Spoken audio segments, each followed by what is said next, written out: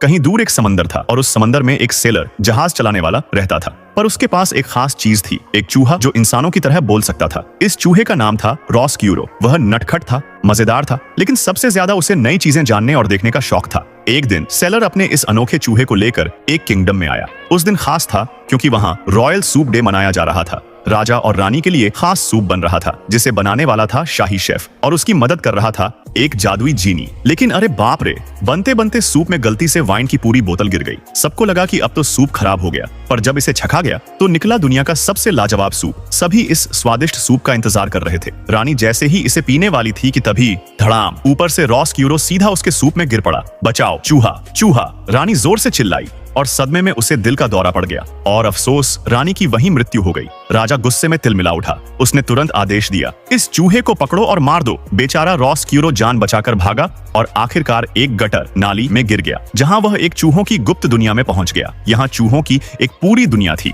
और उनका लीडर था एक बूढ़ा मगर बेहद खतरनाक चूहा। राजा ने गुस्से में सूप पर भी बैन लगा दिया और शाही शेफ का जीनी भी गायब हो गया। देखते ही देखते पूरे किंगडम में अकाल पड़ गया। कोई बारिश नहीं, कोई खुशहाली नहीं, सब कुछ उदास। इसी बीच चूहों की दुनिया में एक नया बच्चा पैदा हुआ। यह चूहा बाकी चूहों से अलग था। इसके कान खरगोश जैसे बड़े बड़े थे और यह डरता बिल्कुल नहीं था, इसीलिए इसका नाम रखा गया डेथस्प्रो।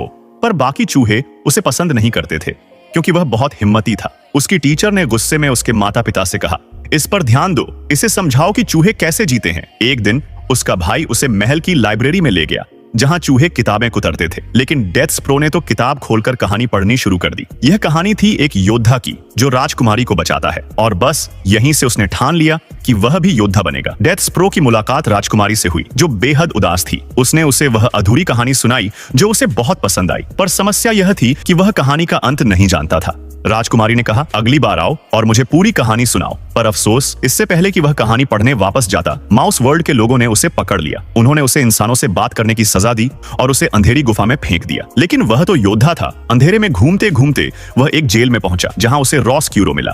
अब दोनों की दोस्ती हो गई। इधर राजकुमारी की मेड मिक को रानी बनने का सपना था। रोस्क्यूरो ने उसे बहकाया, अगर हम असली राजकुमारी को गायब कर दें तो तुम उसकी जगह ले सकती हो।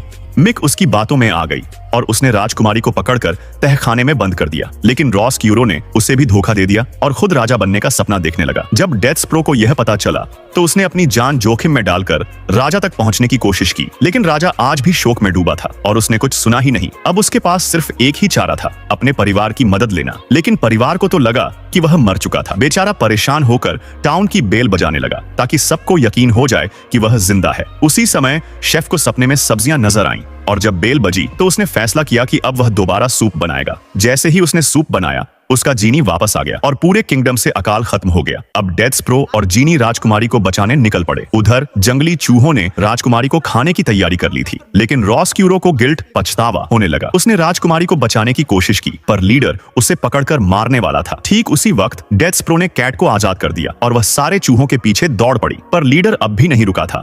तभी धूप आई और डेथस्प्रो के पास पड़ा एक मैग्नीफाइंग ग्लास चमक उठा।